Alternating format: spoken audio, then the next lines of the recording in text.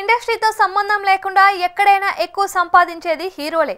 ఆ తర్వాత స్థానంలో ఉంటే హీరోయిన్లు లేదా క్యారెక్టర్ ఆర్టిస్టులు ఉంటారు.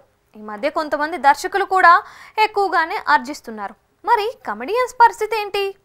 ప్రతి ఇండస్ట్రీలో హాస్య నటులు ఉన్నారు, కానీ ఆదాయంతో వాళ్ళు హీరోలతో పోటీ పడలేరు. అయితే ఓ హాస్య నటుడు మాత్రం చాలా రిచ్ అంటోంది బాలీవుడ్ మీడియా. ఇంకా చెప్పాలంటే సౌత్లో ప్రభాస్, రజనీకాంత్ కంటే అతడి ఆస్తి ఎక్కువ అని చెబుతోంది. ఆ కమెడియన్ పేరు బ్రహ్మానందం. హాస్య బ్రహ్మ చాలా రిచ్ అంట.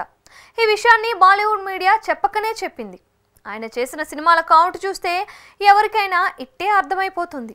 అత్యధిక సినిమాల్లో నటించి గిన్నిస్ బుక్ ఆఫ్ వరల్డ్ రికార్డుకి ఎక్కిన ఘనత మన హాస్య బ్రహ్మది. దశాబ్దాలుగా ఇండస్ట్రీలో కొనసాగుతున్నారు బ్రహ్మానందం. ఒక టైంలో బ్రహ్మానందం లేని సినిమా లేదు. దాదాపు అదే టైంలో కొంతమంది హీరోలతో సమానంగా, మరికొంతమంది హీరోల కంటే ఎక్కువగా రెమ్యూనరేషన్ తీసుకున్న ట్రాక్ రికార్డ్ ఆయన సొంతం. అలా పేరుతో పాటు వందల కోట్ల రూపాయల ఆస్తి కూడా వచ్చి చేరింది. అంతేందుకు, తాజాగా వచ్చిన కల్కి సినిమాలో కూడా బ్రహ్మానందం ఉన్నారు.